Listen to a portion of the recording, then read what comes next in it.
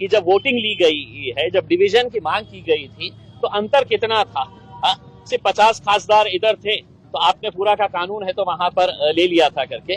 और ठीक है, अब उनका साथ देने के लिए टीडीपी के हमारे चंद्रबाबू नायडू साहब है, जेडीयू के नीतीश कुमार साहब है, उन्होंने आज डर और खौफ में मोदी जी का साथ तो दे दिया, लेकिन 4 महीने के बाद उनको इलेक्शन के अंदर जाना है, वहां पे वो क्या सूरत लेकर जाने वाले हैं, ये भी है तो एक सवाल रहेगा।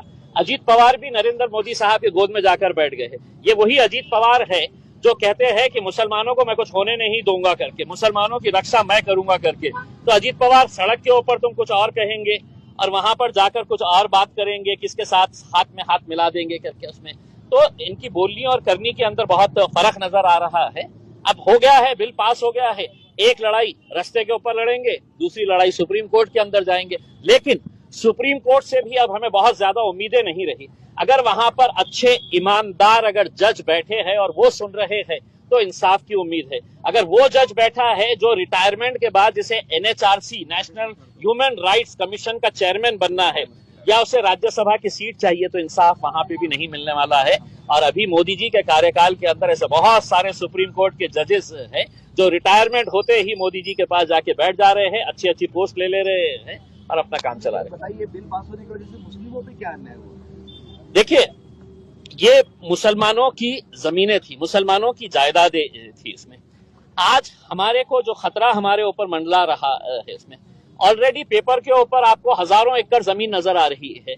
ये जमीनें वापस किस तरह से ली जा सकती है, इसके लिए कायदा बनाने की जरूरत थी। इसके अंदर पूरे बिल के अंदर कहीं कोई प्रावधान नहीं है। आपको ताज्जुब होगा अगर कोई मुतवल्ली पहले वक्फ की जमीन को बेचता है, वक्फ की जमीन को पहले बेचता है तो 2 साल की सजा और नॉन बेलेबल ऑफेंस था।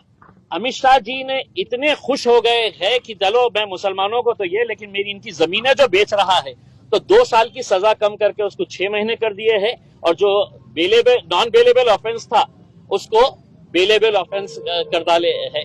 तो यानी कि आप इससे समझिए, अगर आपको सही मानों में मुसलमानों की अगर मदद करना था तो आपने इस कानून को सख्त बनाना था।